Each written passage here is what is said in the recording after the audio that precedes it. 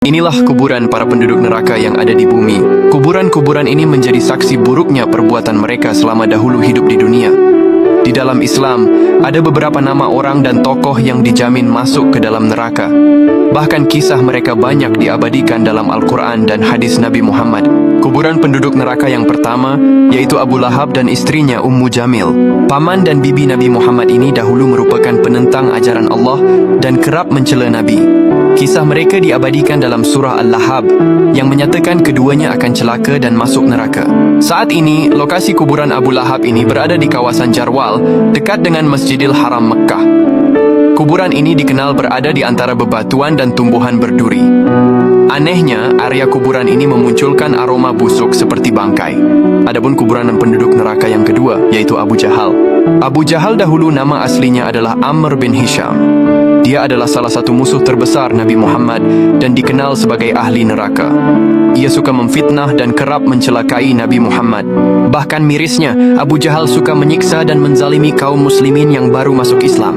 Saat ini, kuburan Abu Jahal ini berada di sebuah sumur di lembah Badar. Sumur itu sudah ditutup dan ditumpuk batu. Banyak sampah dan kotoran yang berada di sekitarnya. Anehnya, orang-orang yang mengunjungi kuburan Abu Jahal dan para musyrikin, mereka masih mencium bau busuk, meskipun usia kuburan ini sudah ribuan tahun berlalu. Anehnya lagi, bahwa di sekitar kuburan tersebut, pohon kurma tidak mau tumbuh, sementara di tempat lain pohon kurma bisa tumbuh subur. Banyak orang yang mengunjungi lokasi tersebut untuk melempari kuburan itu dengan batu sebagai ekspresi kemarahan atas kejahatannya di masa lalu. Adapun kuburan penduduk neraka yang ketiga, yaitu Qorun. Qorun adalah salah seorang kaum Nabi Musa yang sombong dan bakhil. Ia dahulu ditenggelamkan ke dalam bumi beserta seluruh hartanya karena kesombongannya dan akan menjadi penghuni neraka. Saat ini, kuburan Qorun diyakini berada di Danau Qorun atau Buhairat Qorun di wilayah Al-Fayum, Mesir. Di sekitar wilayah tersebut, terdapat reruntuhan bangunan yang diyakini merupakan istana tempat tinggal Qorun, yang kini menjadi saksi bisu kehancuran akibat keserakahan dan kekikirannya.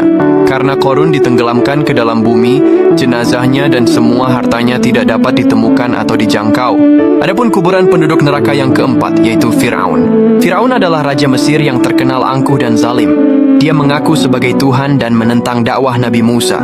Allah menenggelamkan Fir'aun beserta pengikutnya di Laut Merah dan memasukkannya ke dalam azab yang pedih.